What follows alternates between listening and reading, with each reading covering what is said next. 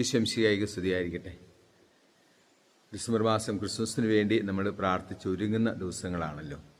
ഉണ്ണീശോ നമ്മുടെ ഹൃദയത്തിലെ ജീവിതത്തിലെ കുടുംബത്തിലൊക്കെ വന്ന് ജനിക്കുക, ആ ഉണ്ണീശോയെ സ്വീകരിക്കാൻ നമുക്ക് സാധിക്കുക, അതാണ് ക്രിസ്മസിന് വേണ്ടി പ്രാർത്ഥിച്ചൊരുങ്ങുക എന്നതുകൊണ്ട് നമ്മൾ അർത്ഥമാക്കുന്ന കാര്യം. നമുക്കറിയാം, ഈശോയുടെ ജനനത്തെക്കുറിച്ച് നമ്മൾ ധ്യാനിക്കുകയും പ്രാർത്ഥിക്കുകയും ചെയ്യുമ്പോൾ വിശുദ്ധ ഗ്രന്ഥത്തിൽ നമ്മൾ കണ്ടെത്തുന്ന പ്രധാനപ്പെട്ട ഒരു വ്യക്തിയാണ് ഹേറോദോസ് മഹാരാജാവ്. ഹേറോദോസ് മഹാരാജാവിൻ്റെ കാലത്താണ് ബത്ലഹേമിലെ കാലിത്തൊഴുത്തിൽ ഈശോ ജനിക്കുന്നത്.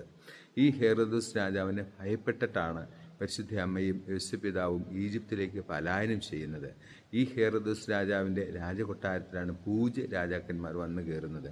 നമുക്കറിയാം, ഈ ഹേറോദോസ് രാജാവിൻ്റെ കൽപ്പനയനുസരിച്ചാണ് 2 അതിൽ താഴെ പ്രായവുമുള്ള കുഞ്ഞുങ്ങളെയെല്ലാം കൊന്നുകളയുന്നത്.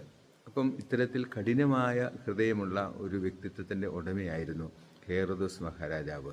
നമ്മൾ ഈ ക്രിസ്മസിന് വേണ്ടി പ്രാർത്ഥിച്ചൊരുങ്ങുമ്പോൾ നമ്മുടെ ഭവനത്തിൽ, ജീവിതത്തിൽ, സമൂഹത്തിലൊക്കെ ഇത്തരത്തിൽ ഹേറോദോസ് രാജാവിനെ പോലെ കഠിനമായ ഹൃദയങ്ങളുള്ള വ്യക്തികളോ, കഠിനമായ ഹൃദയഭാവത്തിൽ ജീവിക്കുന്ന കുടുംബങ്ങളോ, കഠിനമായ ഹൃദയഭാവത്തിൽ ജീവിക്കുന്ന സമൂഹങ്ങളെയൊക്കെ നമുക്കും കണ്ടെത്താൻ സാധിക്കും.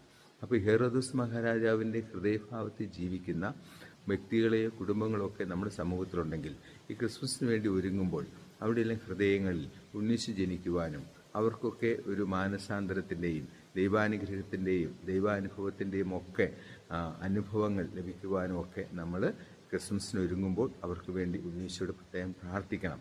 കാരണം നമ്മുടെ സമൂഹത്തിൽ നന്മ നിലനിൽക്കണമെന്നുണ്ടെങ്കിൽ ഇത്തരത്തിൽ പാപികളും കഠിനഹൃദയരുമായ വ്യക്തികളുടെ ജീവിതത്തിലും ദൈവാനുഭവം ഉണ്ടാകണം, ഉണ്ണീശോയെക്കുറിച്ചുള്ള ഒരു അനുഭവം ഉണ്ടാകണം, ദൈവസ്നേഹത്തെക്കുറിച്ച് അനുഭവം ഉണ്ടാകണം. ഇല്ലെങ്കിൽ നമ്മുടെ ചുറ്റുപാടുകളുമൊക്കെ ഇവിടെ ഉള്ളിൽ ഭയവും, ഇവിടെ ഉള്ളിൽ ഉത്കണ്ഠയും, ഇവിടെ ഉള്ളിൽ ആകുലതയും ഒക്കെ ഒരു ഭീതി വരയ്ക്കും. അങ്ങനെ നമ്മുടെ സമൂഹത്തിൽ തിന്മ പരക്കുവാനും തിന്മയിൽ നമ്മുടെ സമൂഹമൊക്കെ നശിച്ചു പോകുവാനും നിരപരാധികളായ ധാരാളം ശിശുക്കൾ ഹെറോദോസ് കൊന്നു കളഞ്ഞു. ഇതുപോലെ നമ്മുടെ സമൂഹത്തിൽ നന്മയുള്ളവരെയൊക്കെ നഷ്ടപ്പെട്ടു പോകുവാനും ഒക്കെ കാരണമായിത്തീരും. അതുകൊണ്ട് ഈ ക്രിസ്മസിന് വേണ്ടി നമ്മൾ പ്രാർത്ഥിച്ചൊരുങ്ങുമ്പോൾ നമ്മുടെ സമൂഹത്തിൽ, നമ്മുടെ വ്യക്തിപരമായ ജീവിതത്തിൽ, നമ്മുടെ കുടുംബത്തിൽ ഒക്കെ ഇത്തരത്തിൽ അനുതാപമില്ലാത്ത, ഭാവബോധമില്ലാത്ത, കഠിനമായ ഹൃദയത്തിൽ ജീവിക്കുന്ന വ്യക്തികളുണ്ടെങ്കിൽ അവരെ ചേർത്ത് വെച്ച് നമുക്ക് ഉണ്ണീശോയോട് പ്രാർത്ഥിക്കാം. ഉണ്ണീശോ നമ്മളെല്ലാവരും സമൃദ്ധമായിട്ട് അനുഗ്രഹിക്കട്ടെ, ഇപ്പോഴും എപ്പോഴും എന്നേക്കും. ആമേൻ. ഈശോ മിശിഹായ്ക്ക് സ്തുതിയായിരിക്കട്ടെ.